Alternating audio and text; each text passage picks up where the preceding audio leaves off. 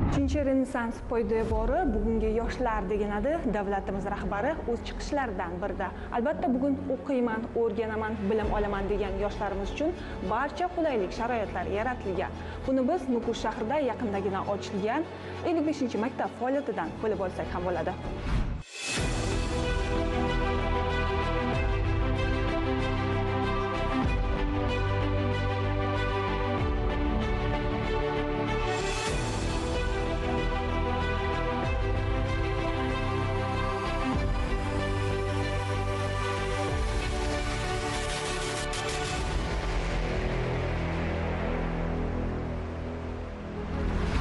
Prezidentimizдің басламасы менен жаңа Өзбекстанға лайық болған жаңа мектеп тез арада құрып біткерілді. Мектебіміз 870 орынға мөлшерленген.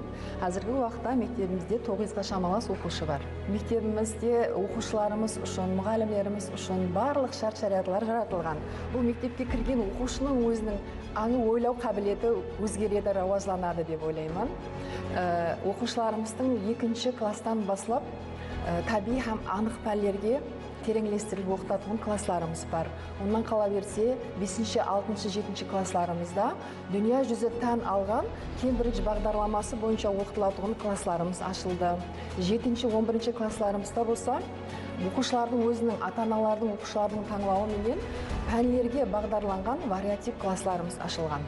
Ата-аналар да жүдә қуанышта құрметлі президентімізге өз minnettarchiligin bildiradi, kelib har kuni bizlarмен suhbatlashadi. O'zingiz ta'lim sohasida 30 yildan oshiq faoliyat yuritasiz. Avvalgi bilan hozirgi ta'lim sohasini solishtirganda nimalarni ayta olasiz? Hurmatli prezidentimiz prezident bo'lib kelgandan boshlab o'qituvchilarga, mектепке qaratılgan e'tibori, videoselektor majlislarida bizlarga qaratilgan e'tibori bo'yicha juda quvonchliman, sebebi o'quvchilarimiz ham paxtaga boradi majburiy minnatda, muallimlarimiz ham paxtaga boradi. Сол muallimlarмен birga hattoki 1-oktyabr o'qituvchilar bayramida da bizlar adizlarda жүргенбіз. Men o'ylaydigan edim, ne uchun сонша жыл pedagog tarafini tanladim, ne uchun осы кәсіпті таңладым, біздердің өміріміз адызда өтіп кете ме, біздер сонда ауыл қожалық қызметкеріне айланып қалдық па деген ойлар мені көп қинайтын еді.